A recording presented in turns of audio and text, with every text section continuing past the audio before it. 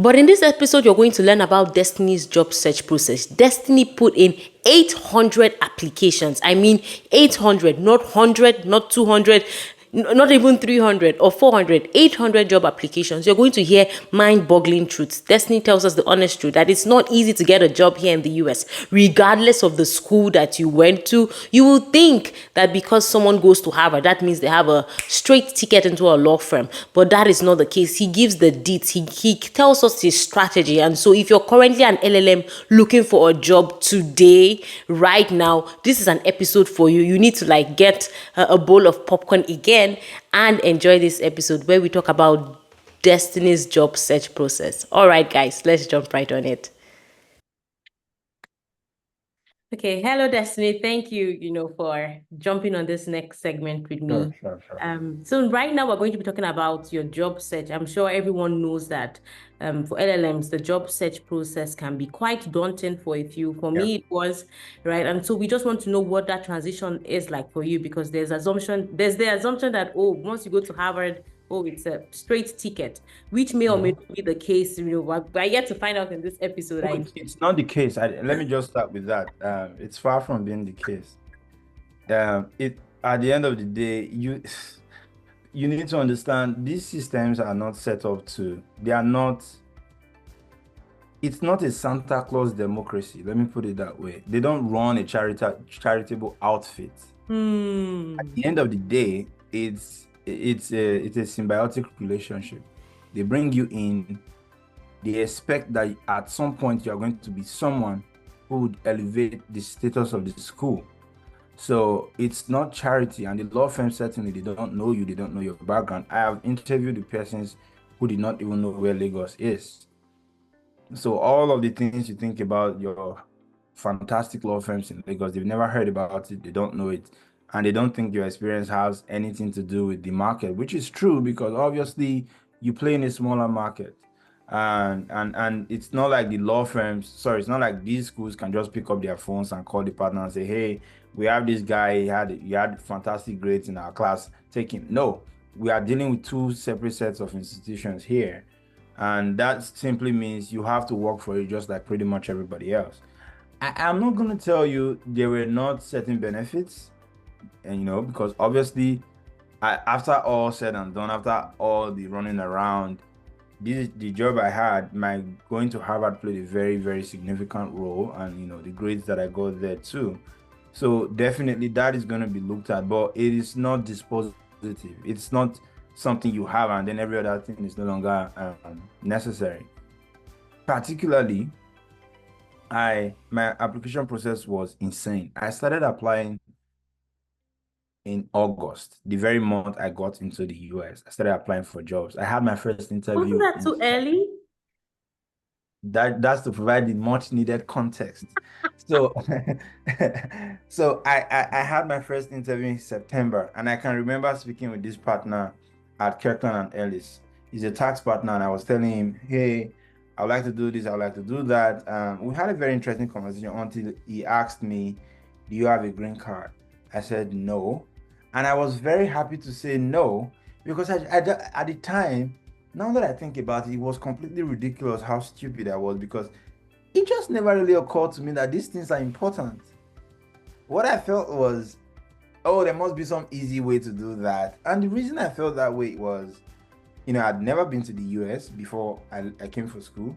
And most times when I see people leave for, let's say, the US or the UK, I don't quite see them coming back. So somewhere in my head, I had assumed that, oh, there must be some easy way these people just blend into the system officially and culturally and whatever. So in my head, I was like, that's not supposed to be a big, I don't have a green card. And I could see the tiny flecks of excitement drain out of his face. So, like, I could tell that, oh boy, this is a problem.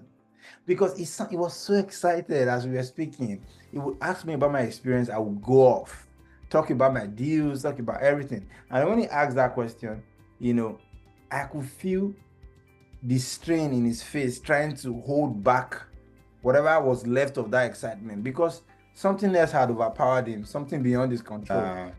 So they were like, I don't think they are going to do that. And that was it.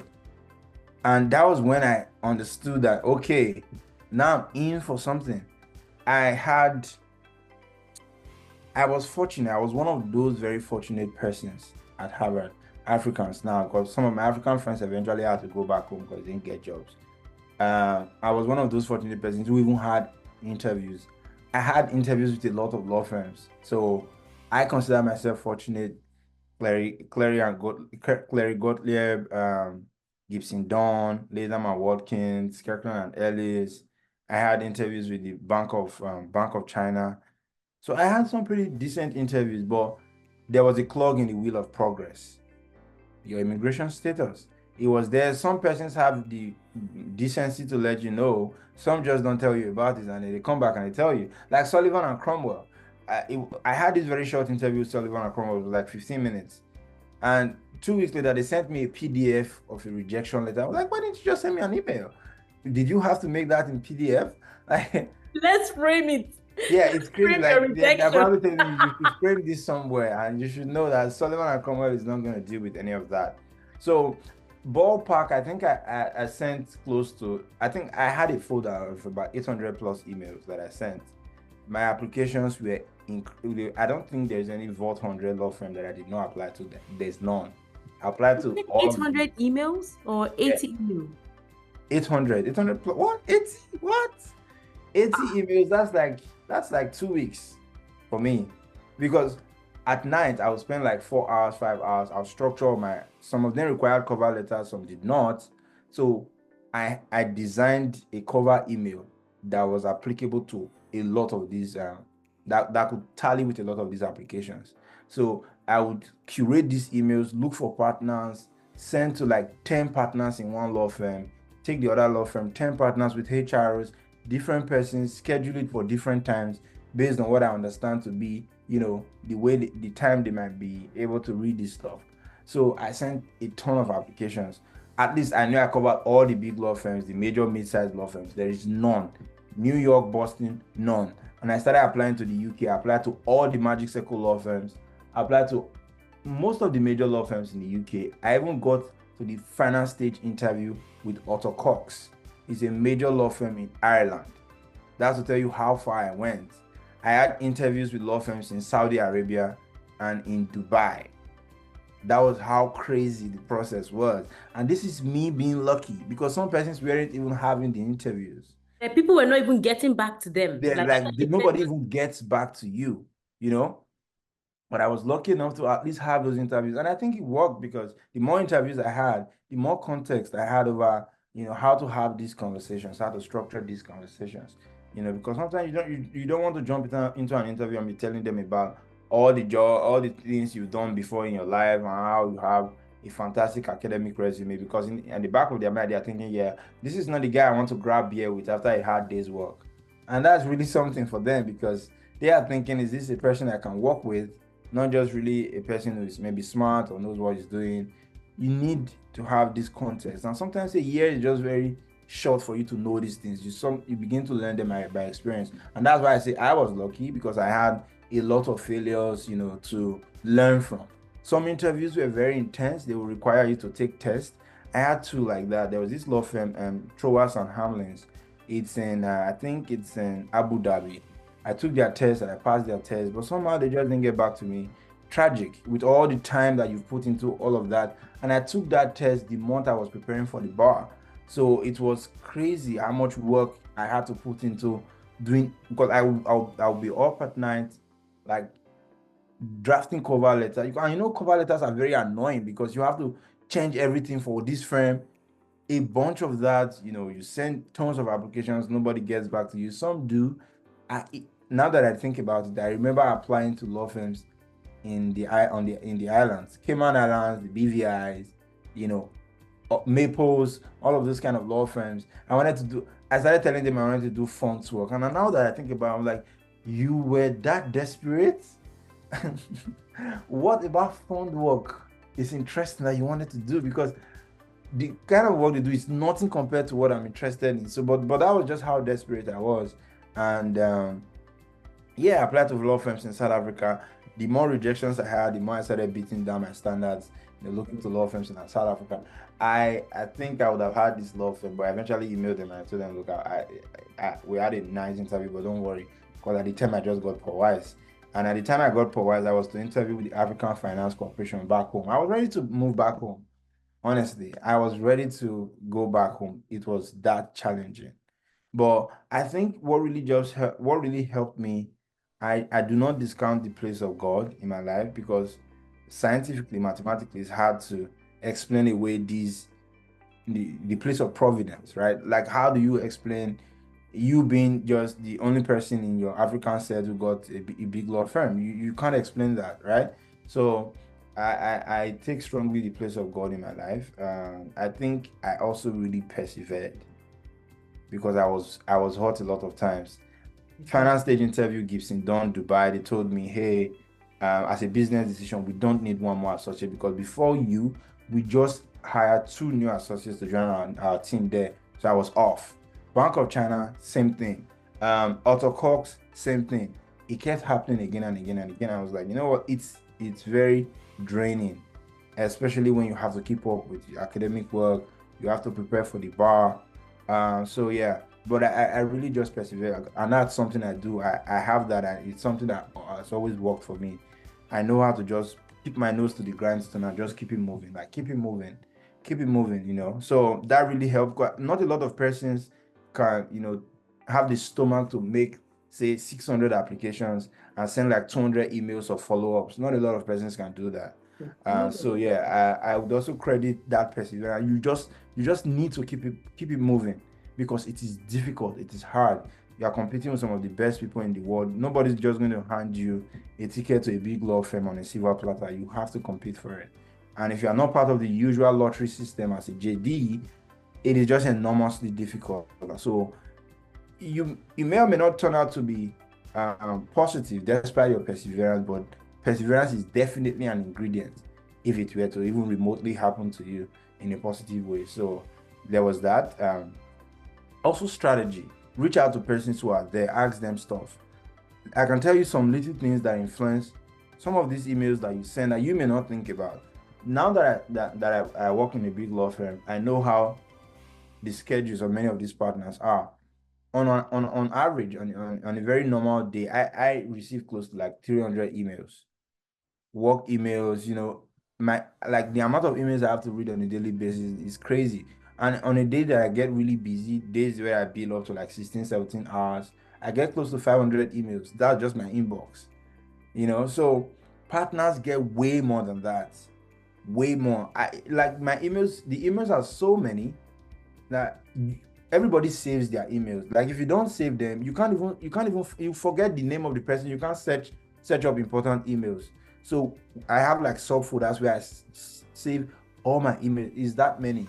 So think of a partner who's managing a lot of this. They get close to 1,000 emails, and I'm not even joking. They have persons who even help them file emails, like their assistants. So when you are sending an email, think about this. You are sending an application to a law firm, you are sending to a partner, and you send that email 1 p.m. on a Monday or a Tuesday or Wednesday. There is no chance that anybody's reading that. They are just gonna skip it, because that's the middle of the business day and they are receiving a ton of emails. That's something you may not even think about, because you don't know.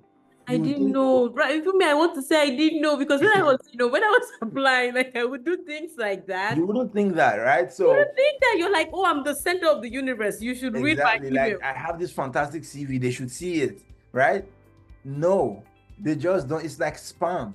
They're just gonna throw that away. So what I was doing, I spoke with persons who were there, my friends who work in this firm. They gave me some of this insight. Okay, good. If you want to send it on a business day, send it in the morning, 5 a.m., 6 a.m. Let them wake up and see before business folks, their clients, sit down in the office by 9, 10 and start disturbing them. Send it early, and it really worked. I tell you, some of the interviews I had, these were the tiny things that played a role. At least someone needs to see your email before they can consider whether or not they want to chat with you. You know, I used that strategy when I was sending emails to places like Organ Lovers. I had interviews with Organ Lovers, although they told me I would need to do what they call that stuff in the UK. I've forgotten what exactly they call it. No, a vacation scheme or something like that.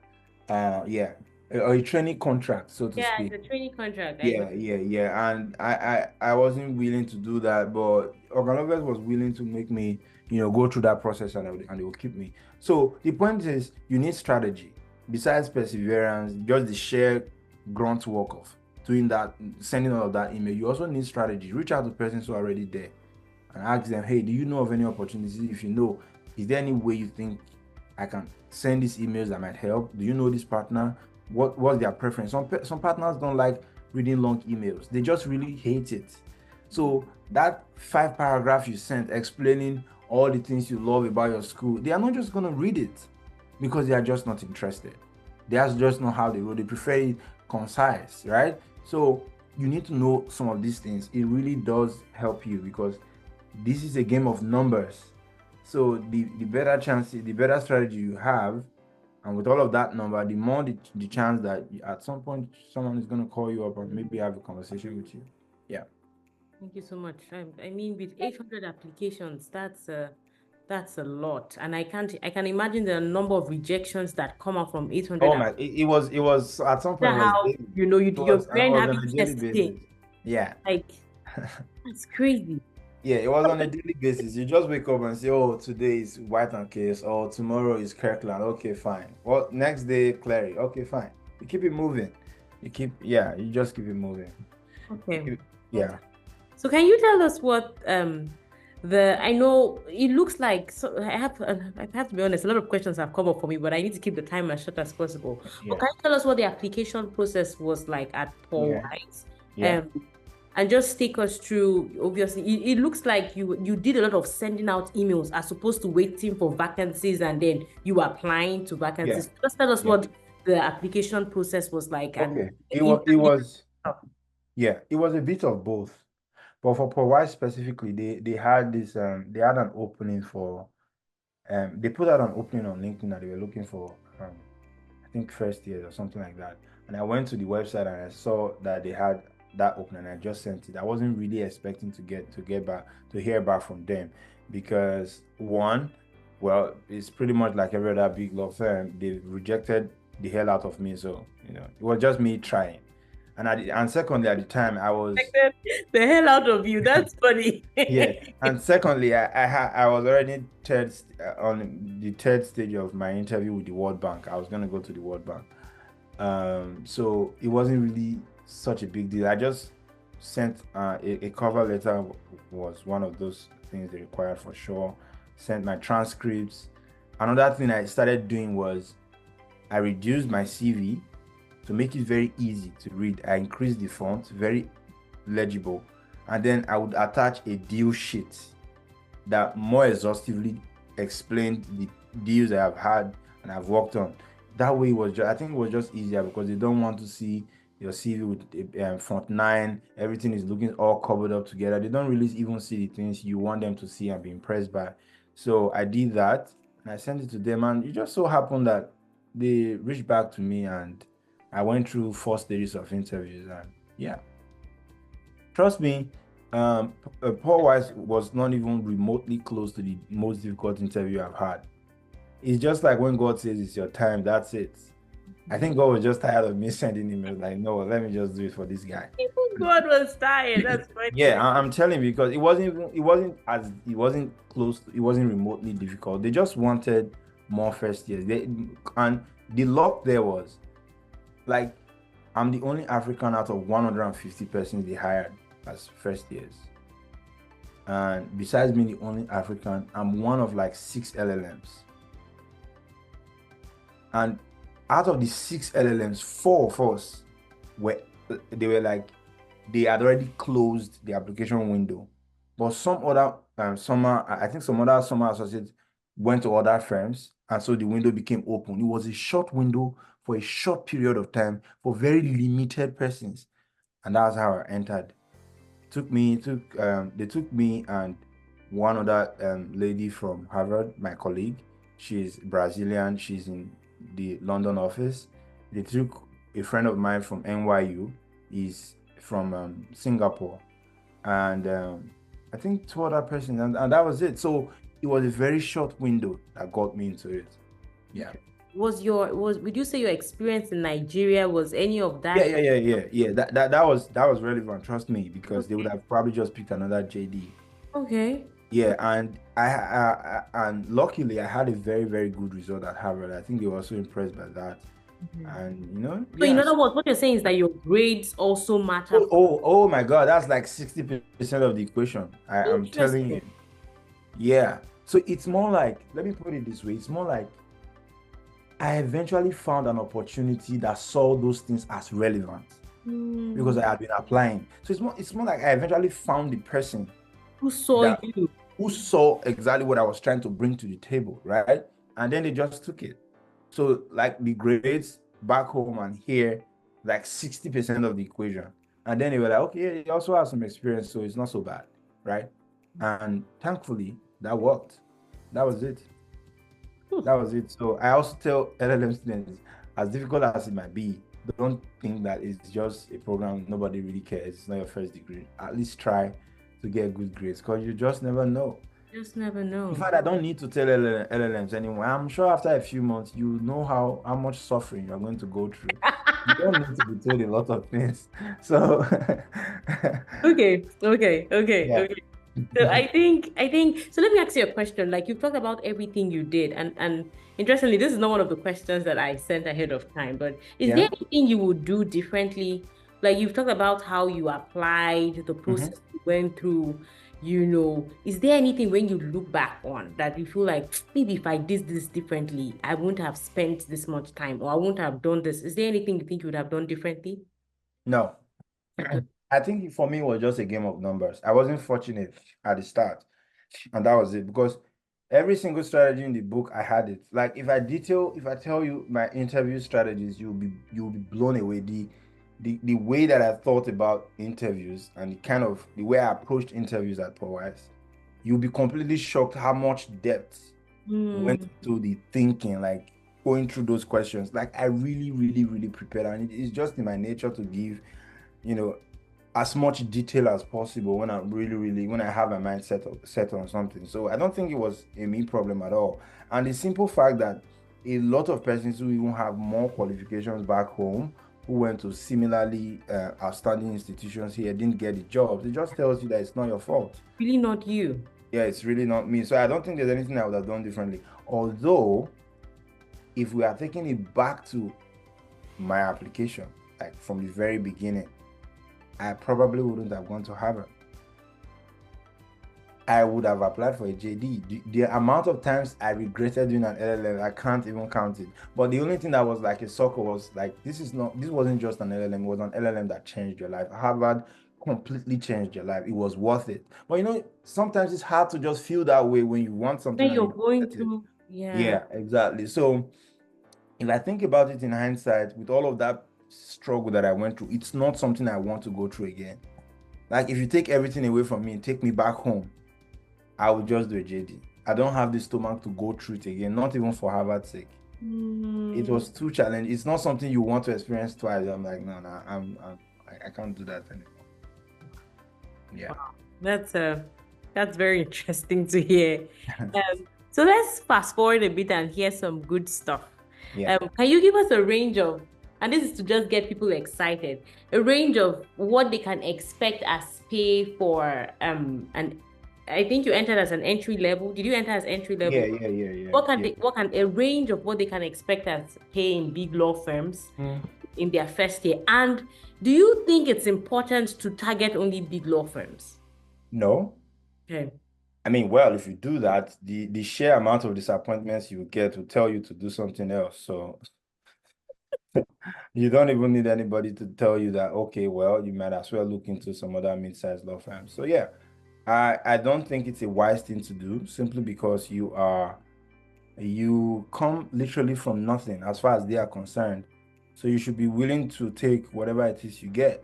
Not Yeah. saying you should take the worst of the worst, but you must definitely be open to mid-sized law firms, even small law firms. And the truth is, when you have one, it becomes easy. Easy. Like the amount of emails I get every day, hey Destiny, would you like to lateral? Would you want to come to law firm in Florida? I'm like, no, I'm not taking the Florida bar for anything, you know?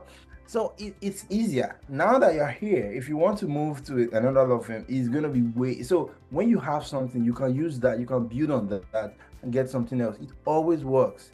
Especially when you spend a reasonable amount of time in those places, you are telling your next employer that you're a loyal person, you know, and you're going to give them that same loyalty. It always works. Don't look towards big law firms, you'll be thoroughly disappointed.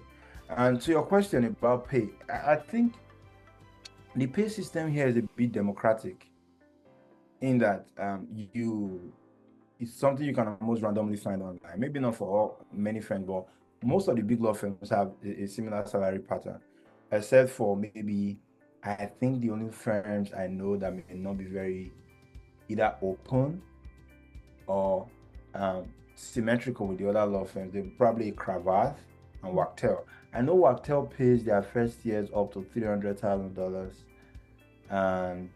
and then your bonus for the year is your exact same salary. So it's wild. Like my folks at Wachtel in a year, they probably end up to 600,000 gross. So yeah, I think the yearly pay is around 300 or thereabout. But for most big law firms, it's around 220 yearly. Yeah, that's the that range. sounds fairly right. Because I don't know if you know Caleb Adebayo. Yeah. That Allen and Overy now, and I think yeah, no Caleb. That's the same range it's around depending on the firms, around 215 to 220. Yeah, exactly what Yeah. he gave me. Okay. So let's talk about your experience at Paul Weiss. Mhm. What has that experience been like for you? Yeah. Is it very different from Banwo? Of course, significantly different. It's so different that sometimes it's even hard to tell them I've practiced before, because like if they ask you what you've learned, what are you going to say? It's so different, especially for me, because what I did in Nigeria was project finance, energy and project finance, basically. And what I do here is leverage finance and structured finance, which is very Wall Street specific, because some of these esoteric products, you don't see them anywhere else. The kind of guys we advise and the kind of products they are selling to the market, like repos, these asset-backed lending and asset-backed facilities, you don't see them in other markets. You don't just walk into a Nigeria or a Ghana and see people securitizing oil and gas licenses. It's very complex stuff. So it's a different game entirely. And even in terms of the logistics, the way they do work here is different.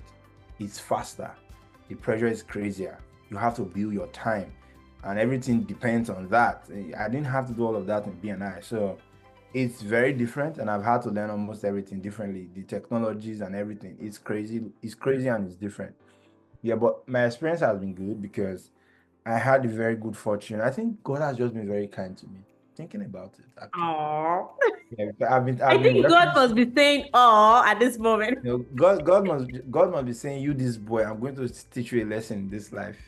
You are going to be someone in this life. So I might as well make the way quite good for you. So the team I got staffed to, my supervising partner, she's an immigrant. And she has all the context. She's very kind to me. She's very easy to work with. She's very supportive. So I absolutely enjoy working for my team. And then I love what I do because it's challenging for sure, but it's very important stuff. It's so important that I'm very confident if I do this for a couple more years, I can walk into any single office and be like, hey, this is where I went to, this is the experience that I have, these are the things that I know, and someone is going to listen to you. Like if I were to have a meeting with, let's say, maybe in the next couple of years, if I were to have a meeting with, let's say, Dangote, for instance, I would have stuff to say that he would listen to, because what I learned is very, very important. It's so important. It's like you're in the heart of the financial system and you're learning a lot of things that not a lot of persons just know randomly. So I'm very grateful for that, and I think that the opportunity I have at Paul Weiss is very decent. Yeah, that's really good to hear. We are all obviously at the tail end of this as well. But I guess one last question I would ask you, it would be two questions. And we have a few minutes to wrap up. So what is your advice to LLM students looking for jobs at big law, including Paul Weiss? How can they position themselves for LLM students already in school now Yeah, saying, oh, yeah. I want to get to a big law firm, what can they start doing now? Hmm. And then just generally, do you think LLM students have a shot, like a real shot at big law, or they should just like perish that idea, like we say in Nigeria, and settle for Yeah. something else? Don't perish the idea, but you don't have a good chance. And I like to say things the way they are. I'm not a very, I don't know how to prevaricate. It's just not in my nature.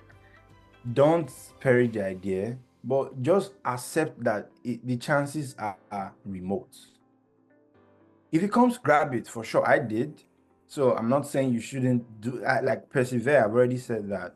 But accepting the reality of the market and the fact that it's not very easy access to these places also helps you strategize. You know, look at some of that law firms. Like I have friends who are not in big law now, they're in smaller law firms, but they are here in the States and they're earning the dollars.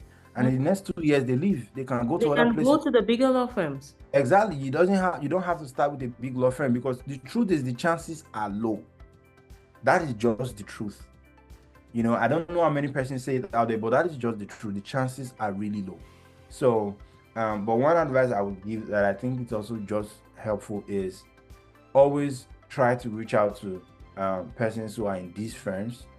They have a couple of things to say about how you should go about your application. That is always very helpful. They can tell you very mundane things that can make a very meaningful difference, especially when they know the partners you are trying to send applications to, you know. So and some of them, especially the more senior ones, they probably have persons that they can speak to and be like, hey, this person is sending an application. First years will not be able to help you that much because I mean they don't really know a lot to in any way to influence the system. But you'll be surprised how many Africans and Nigerians are already in these law firms. Some of them you just don't know them, but there are a lot of persons, and many of them will be willing to help you in any way that they can help you. It's strategy and connections over many of those emails, really and truly. If you get to know someone who can help you, many of them will just help you, or at least hasten the process for you. So you want to prioritize that connection. You also want to prioritize strategy, insights from persons who have the experience of being in those places. Yeah. Yeah.